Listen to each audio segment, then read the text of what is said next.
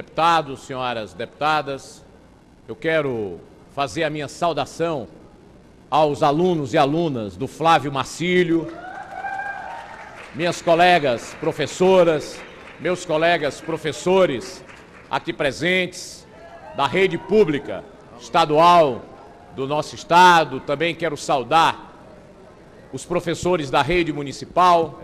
A Assembleia os recebe de braços abertos. Senhor presidente, colegas deputados, deputadas, o saudoso Dom Aloysio Lorscheider, o maior líder que a Igreja Católica teve no Ceará nas últimas décadas, seguindo uma tradição que vem de Dom Manuel, que vem de Dom Lustosa, que vem de grandes bispos, arcebispos do estado do Ceará, expressou-se uma vez sobre financiamento de campanha. Dom Aloysio disse: quem gasta muito dinheiro em campanha eleitoral ou já roubou ou vai roubar. Não é o deputado Arthur Bruno, nem outro parlamentar que está se expressando desta forma. Foi o grande cardeal, arcebispo de Fortaleza, Dom Aloysio Lorscheider. E aqui eu quero fazer uma homenagem à Igreja Católica do Brasil e do Ceará. A Igreja Católica conseguiu mobilizar a sociedade brasileira para as duas leis eleitorais mais importantes das últimas décadas. A Lei 9470, a lei que passou a flagrar o crime eleitoral no momento da compra de voto. Hoje, se alguém estiver comprando voto, induzindo o eleitor por vantagem financeira, em troca de alguma coisa, de algum favor, esta pessoa pode ter não apenas sua candidatura indeferida, mas, se for eleito, o mandato cassado pela Justiça Eleitoral, e isso nós devemos à Igreja Católica. E aqui eu quero parabenizar no Ceará Dom Edmilson, quero parabenizar a Cláudio Regis, da Comissão Justiça e Paz, que viajaram o Ceará inteiro e conseguiram mobilizar o Ceará para aprovar aquela lei. Mais recentemente, a Igreja Católica, junto com a OAB, a Ordem dos Advogados do Brasil, com centrais sindicais, com parte considerável da sociedade organizada brasileira, conseguiram aprovar a lei do ficha limpa. Essa lei está mexendo com o Brasil.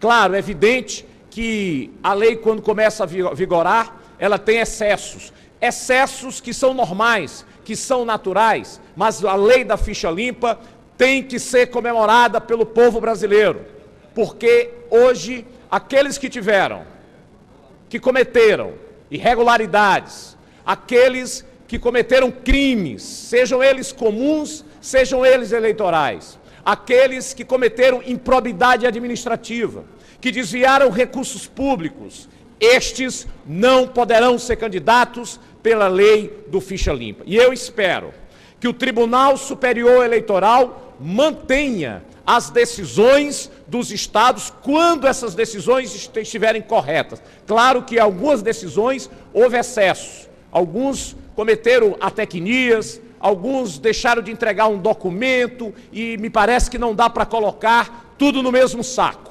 É preciso separar o joio do trigo. Há irregularidades e há atecnias. E eu espero que o Tribunal Superior Eleitoral saiba efetivamente diferenciar cada caso para não cometer injustiças. Mas a lei do ficha limpa tem que ser comemorada pela sociedade brasileira como um grande avanço da nossa cidadania. No entanto, eu penso que este processo eleitoral que ora ocorre no Brasil merece muitas reflexões. Deputado e eu espero Arthur Bruno, me permito a parte. Com prazer. Eu espero que a sociedade brasileira exija dos seus futuros representantes no Congresso Nacional, dos futuros senadores, dos futuros deputados federais, que façam a reforma mais importante que esse país necessita, a reforma política e a reforma eleitoral. É impossível como alguns colegas trataram anteriores a mim.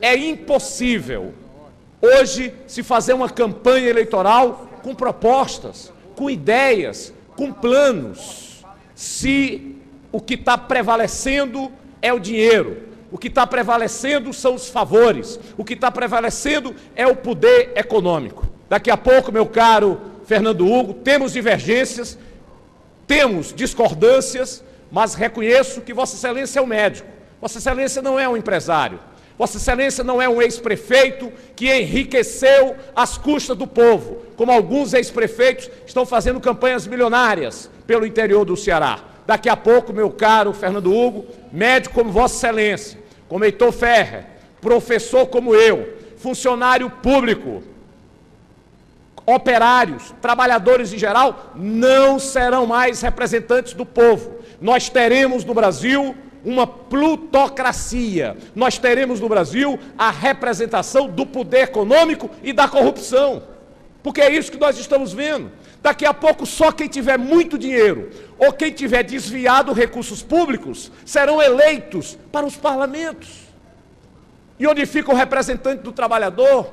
Onde fica o representante dos funcionários públicos? Onde fica o representante do povo comum, do cidadão que paga seus impostos e que quer escola pública de qualidade, e que quer saúde funcionando no país, que quer morar bem, que quer esgoto, que quer eletricidade? Onde fica o cidadão que quer mudanças nesse país, se nós não mudarmos esse processo político e eleitoral? Lamentavelmente, o Congresso atual, e aí eu responsabilizo o atual Congresso, eu responsabilizo os atuais deputados federais, os atuais senadores e os partidos políticos por não terem feito a reforma política. É impossível a forma de votação como ela está hoje. O voto tem que representar a região.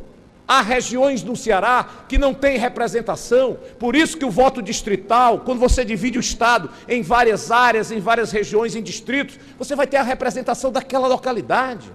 Claro, metade dos representantes seria, por exemplo, representante distrital, a outra metade poderia representar grandes temas, grandes ideias, educação, saúde, habitação, transporte, e aí é o voto distrital misto.